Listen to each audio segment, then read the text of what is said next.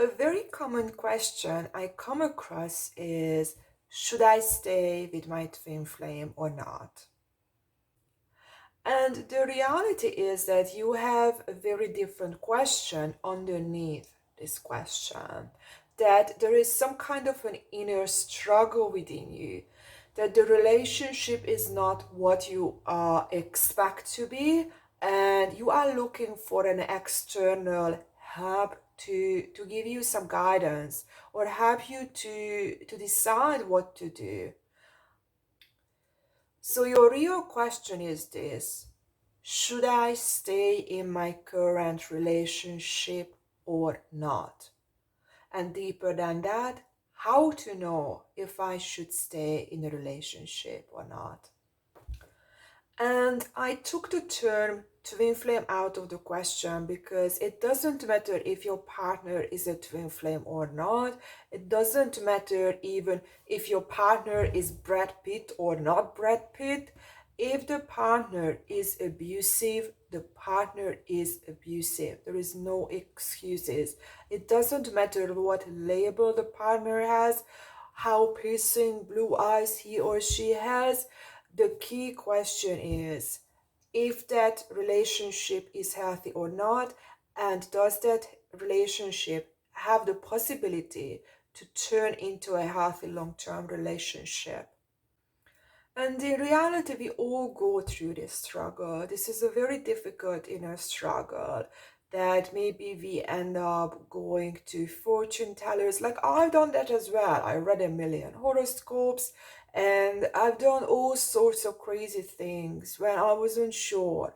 But in reality, I was actually looking for anything that would tell me that, yes, you should stay, because the internal reality in me was that I was just so deeply in love with that person, and I was looking for everything that would tell me something completely different than my experience was, because the internal feeling was that I was so much in love but also so much in pain, because I felt mistreated, I felt abused. So I needed a reason or several reasons that would tell me that there is a hope, there is a silver lining, and it's not going to be like this. I should stay and I should remain. And it didn't matter how many things came up that said that you should leave. I was still looking for something, just a little bit of piece of something that would give me a reason to stay in the relationship that I already knew wasn't working, and it actually made me very unhappy. And this is an absolutely difficult part, and it will take a very long time, because in reality what you are experiencing is that it's like grief, that you already know that the relationship is dead, or maybe it's not that, but it should be that because it's not working, it's dying. And if the relationship is going to fall apart, it means that the version of yourself who was in that relationship is going to be gone as well. But from, as they say, from the ashes, that's how the phoenix rises. And in reality, it's always a lot easier to say than actually go through this trauma, because this is actually a trauma what you are experiencing, that you had an expectation in the beginning of the relationship, you had a lot of positive feelings that you really enjoyed, but after a certain time you had a lot of trauma as well, and it caused you a lot of pain. And now you've got to a breaking point and you're just not sure which direction you should go. But in reality, you actually know. You are just too afraid to make that step, because that step would make you move away from that person, and that is very scary. That would break your heart, because that would make you realize that you have given up your love and all that emotions, all that energy, all that emotional investment to someone who didn't value it. And you can feel, I don't know, like this is how I felt, that I felt like just like a piece of paper that I have been like, that just was trashed on the side of the road, that I have done everything that I could, and yet I wasn't valued enough, and it was very, very painful. But I just kept doing more in order to hope that maybe I will be valued at the end, and then everything will be fine, and all that pain from the past would go away. And probably that's one of the reasons why I am a little bit angry at the twin flame videos, or anyone who writes about twin flames in a way that you should stay and the abuse is divine, and they actually make you more obsessed about the person. And in reality, I would say a lot more people are suffering in relationships where they believe they are with their twin flame. It doesn't matter if the person is a twin flame or not. The core question is if the person is abusive or not. Because if you see it on a deeper level, for YouTube videos and clicks, the good thing is if you remain unhealthy, because that's when you will keep watching these videos when you are stuck and you are looking for answers. Because a healthy person who has gone through a self-development is not going to look for answers as much. And look, we all have to go through these very, very difficult parts. It's a self-development stage where you have to face your own pain, instead of focusing on positive, because it's a little bit like religion where you have this hope that it's really bad now but it's going to be really good, and believing that there is this twin flame divine connection between you and your partner and you should stay and it's going to be fine and it's just a part of it. The reality is that if it only makes you suffering, it doesn't worth it. It doesn't mean if your partner is really a twin flame, and as I said, it doesn't even matter if it's Brad Pitt himself or a completely different celebrity.